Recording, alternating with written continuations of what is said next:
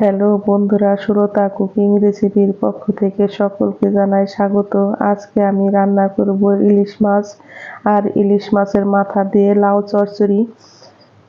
এখানে নিয়েছি আমি ইলিশ মাছ, আর ইলিশ মাছটাকে কিন্তু লবণ হলুদ দিয়ে আমি মেখে নিয়েছি রান্না করার জন্য ধুন্দুল কেটে, আর নিয়েছি আমি লাউ ঝুরি ঝুরি করে কেটে।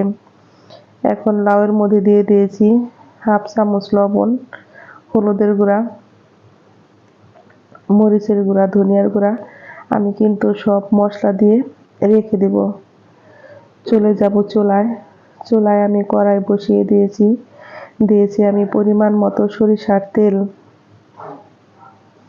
তেলটা আমার গরম হয়ে গেছে, এখন আমি মাছগুলো একে একে ভেজে নিব।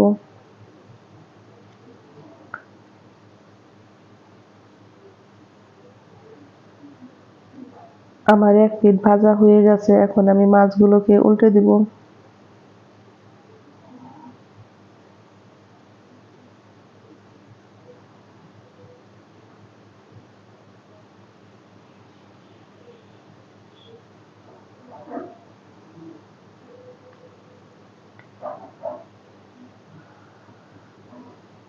ইলিশ মাছ কিন্তু বেশি ভাজার প্রয়োজন হয় না, সেই জন্য আমি একটু উল্টে পাল্টে ভেজে নিয়েছি। এখন আমি নামিয়ে নিব।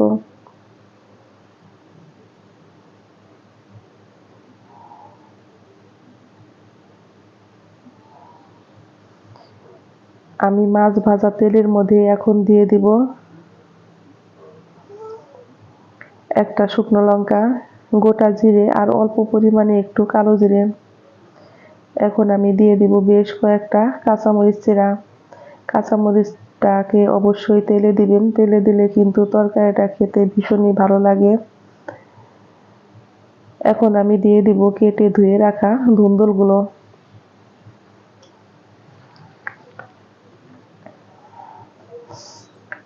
ধুন্দুল দিয়ে তরকারি একবার হলেও খেয়ে দেখবেন, খেতে হয় দারুণ মজা। হালকা মশলা দিয়ে এইভাবে তরকারি রান্না করলে পেটের জন্য কিন্তু ভীষণই ভালো। আমি দিয়েছি হাফ চামচেরও কম লবণ। এখন আমি দিয়ে দিব সব মশলা।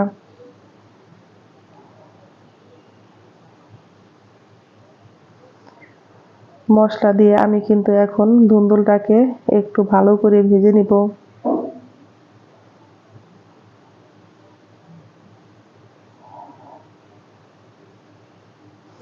আমি ধুন্দুলটাকে বেশ ভালো করে ভেজে নিয়েছি।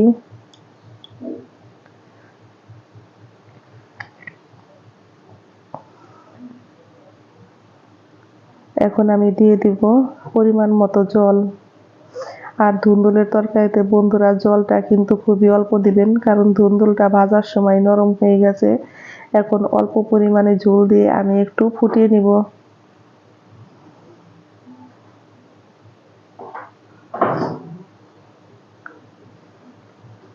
আমার তরকারিতে কিন্তু বলক চলে এসেছে।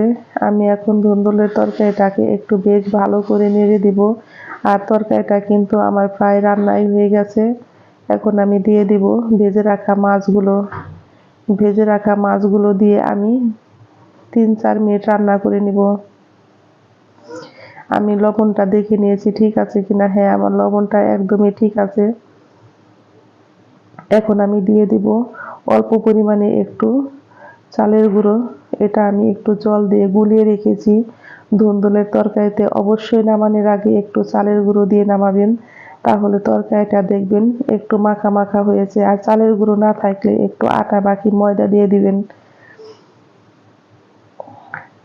এখন আমি দিয়ে দিব হাফ চামচ পরিমাণে জিরার গুঁড়া দিয়ে কিন্তু আমি তরকারিটা নামিয়ে নিব। একদম পারফেক্ট ভাবে তৈরি হয়ে গেছে আমার ইলিশ মাছের তরকারি। আমার এই রান্নার রেসিপি যদি ভালো লেগে থাকে বন্ধুরা, তাহলে লাইক, কমেন্ট এবং একটা সাবস্ক্রাইব করতে ভুলবেন না।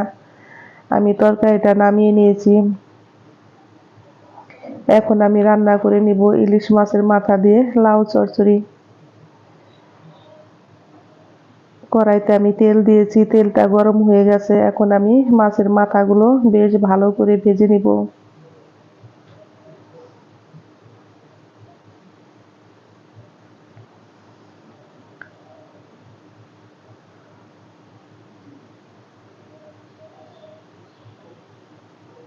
এইভাবে আমি মাছের মাথাগুলো ভেজে এখন তুলে নিব।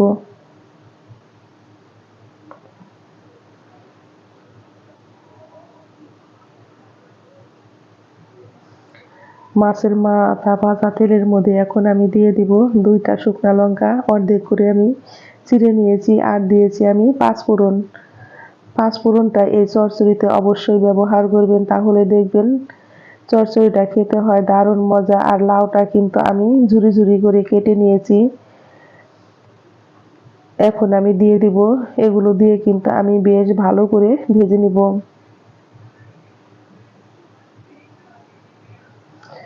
লাউয়ের চচ্চড়ি রান্না করার সময় অবশ্যই চুলার আঁচটাকে হাই হিটে দিয়ে রান্না করবেন।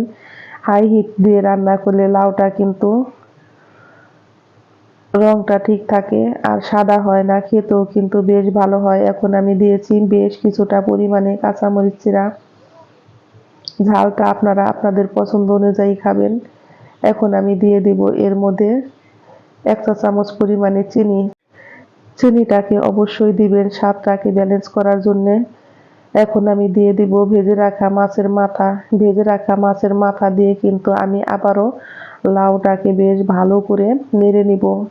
এইভাবে নাড়তে নাড়তে দেখবেন লাউটা থেকে কিন্তু জল বের হয়েছে, আর লাউটা কিন্তু এক পর্যায়ে নরম হয়ে যাবে।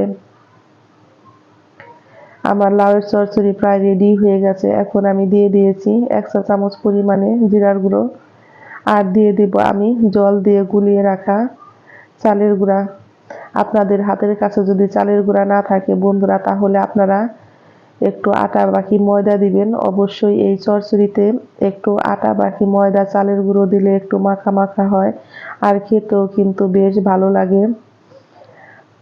অবশ্যই এইভাবে না খেয়ে থাকলে একদিন হলেও বাসায় ট্রাই করবেন, খেতে হয় কিন্তু অসাধারণ মজার। বন্ধুরা, ঝটপট তৈরি হয়ে গেল আমার ইলিশ মাছের মাথা দিয়ে চচ্চড়ি। আমি চুলায় থেকে নামিয়ে নিয়েছি। দেখতে যেমন সুন্দর হয়েছে, খেতেও হয়েছে কিন্তু দারুণ মজার। গরম গরম ভাত, রুটি, পরোটার সাথে খেতে কিন্তু ভীষণই ভালো লাগে। অবশ্যই একবার হলেও এই রেসিপিটা ট্রাই করবেন। সকলেই ভালো থাকবেন, সুস্থ থাকবেন।